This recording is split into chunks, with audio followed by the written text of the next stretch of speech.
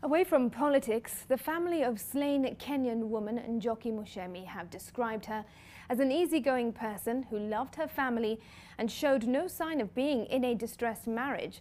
Njoki's younger brother, Moses Muchemi, described the killing of Njoki and her two daughters in Kentucky in the USA as shocking, coming barely a month after the couple and children attended the burial of Njoki's dad in Kirinyaga.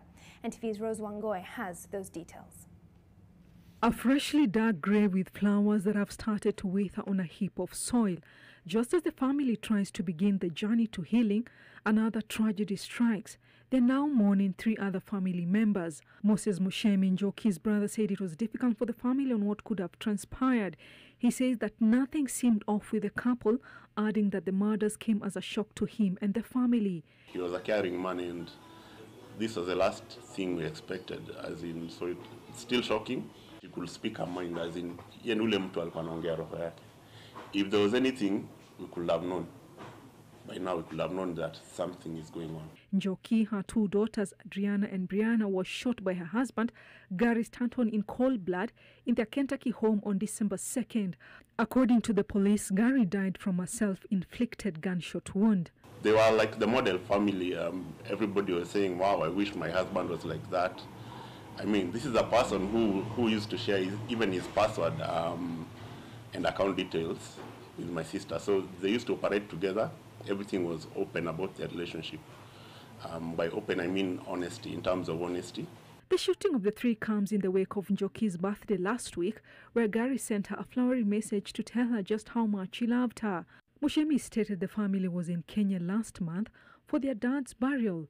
Geoffrey Muchemi had died in Lakewood, Washington in the U.S., and he was buried back home in Kiamaina, Kirinyaga County. Nothing seemed off, as in the husband greeted us well. He liked children a lot, so he would even take my kids out, as he's taking everyone else's, including my brother's kids. That's who he was. They used to visit the country like every year.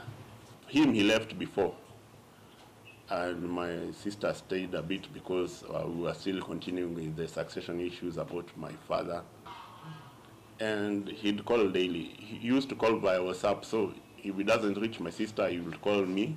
Njoki had worked to become a registered nurse and had recently started work at an adult daycare center in Kentucky. Muchemi added that his late sister and her husband were in the process of starting their healthcare company before their tragic deaths. According to a U.S. police report, the woman and her eldest daughter had multiple gunshot wounds, while the youngest daughter had only one gunshot wound. They're now calling this a domestic murder-suicide, as everyone involved was from the same family. Yeah, we'll wait for the investigations. They investigate and find out. Maybe they'll go through their phones if there was any issue, so that we can bring closure to that issue, because he never left a note, as in saying why I'm doing this, the way normal people like write notes. So far, we haven't heard of any note or saying the motive. So that is what is hurting us, and we really don't know why he did it. Rose Wangoi, NTV.